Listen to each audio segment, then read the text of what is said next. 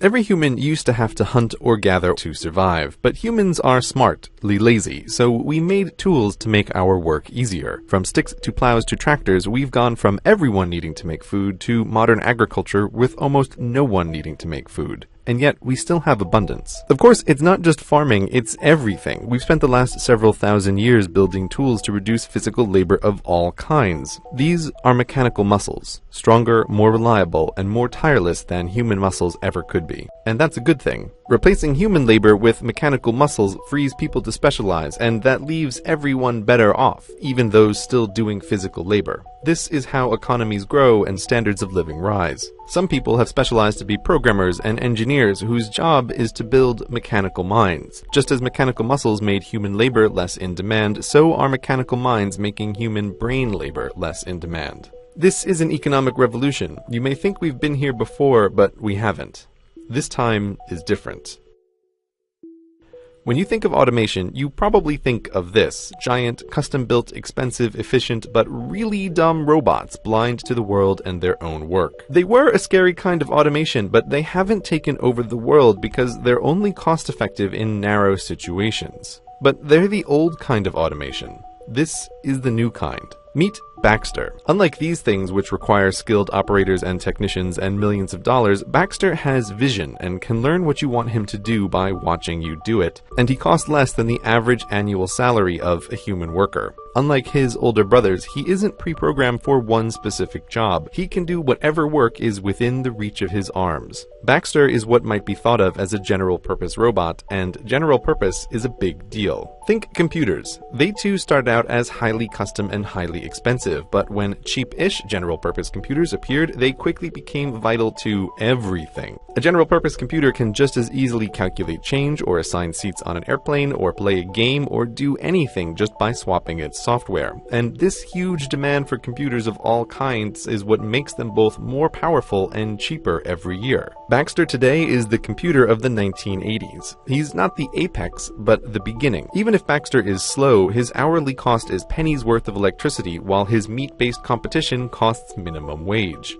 A tenth the speed is still cost-effective when it's 100th the price. And while Baxter isn't as smart as some of the other things we will talk about, he's smart enough to take over many low-skilled jobs. And we've already seen how dumber robots than Baxter can replace jobs. In new supermarkets, what used to be 30 humans is now one human overseeing 30 cashier robots. Or take the hundreds of thousands of baristas employed worldwide. There's a barista robot coming for them. Sure, maybe your guy makes the double mocha whatever just perfect and you'd never trust anyone else, but millions of people don't care and just want a decent cup of coffee.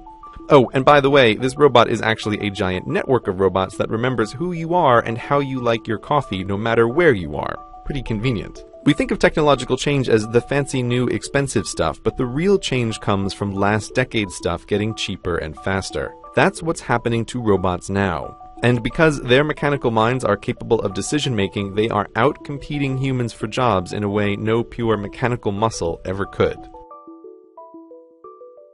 Imagine a pair of horses in the early 1900s talking about technology. One worries all these new mechanical muscles will make horses unnecessary. The other reminds him that everything so far has made their lives easier. Remember all that farm work? Remember running from coast to coast delivering mail? Remember riding into battle? All terrible. These new city jobs are pretty cushy, and with so many humans in the cities, there will be more jobs for horses than ever. Even if this car thingy takes off, he might say, there will be new jobs for horses we can't imagine. But you, dear viewer, from beyond 2000, know what happened. There are still working horses, but nothing like before. The horse population peaked in 1915. From that point on, it was nothing but down. There isn't a rule of economics that says better technology makes more better jobs for horses. It sounds shockingly dumb to even say that out loud, but swap horses for humans and suddenly people think it sounds about right. As mechanical muscles pushed horses out of the economy, mechanical minds will do the same to humans. Not immediately, not everywhere, but in large enough numbers and soon enough that it's going to be a huge problem if we're not prepared, and we're not prepared.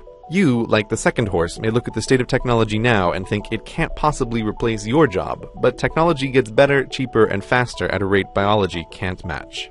Just as the car was the beginning of the end for the horse, so now does the car show us the shape of things to come.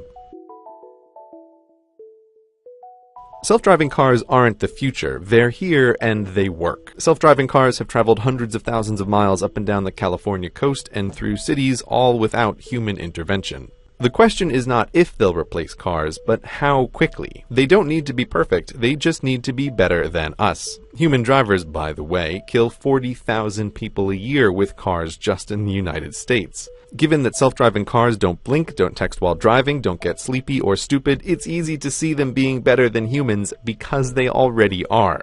Now, to describe self-driving cars as cars at all is like calling the first cars mechanical horses. Cars in all their forms are so much more than horses that using the name limits your thinking about what they can even do. Let's call self-driving cars what they really are. Autos, the solution to the transport objects from point A to point B problem. Traditional cars happen to be human-sized to transport humans, but tiny autos can work in warehouses and gigantic autos can work in pit mines. Moving stuff around is who knows how many jobs, but the transportation industry in the United States employs about 3 million people. Extrapolating worldwide, that's something like 70 million jobs at a minimum. These jobs are over.